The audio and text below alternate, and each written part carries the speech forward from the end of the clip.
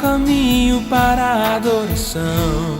Há uma porta que tem que se abrir, abrir os meus olhos espirituais, para que eu possa ver.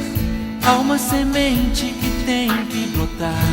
Existem vontades que têm que morrer, morrer para o mundo e viver para Deus.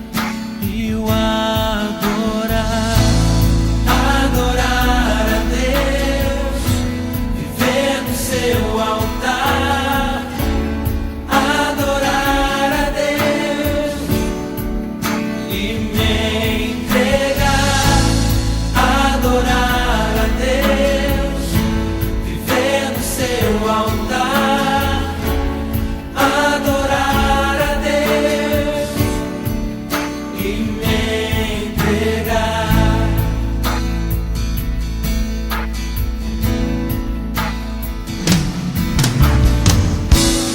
Há um caminho para a adoração, há uma porta que tem que se abrir, abrir os meus olhos espirituais, para que eu possa ver. Há uma semente que tem que brotar. Existem vontades que têm que morrer, morrer para o mundo e viver para Deus.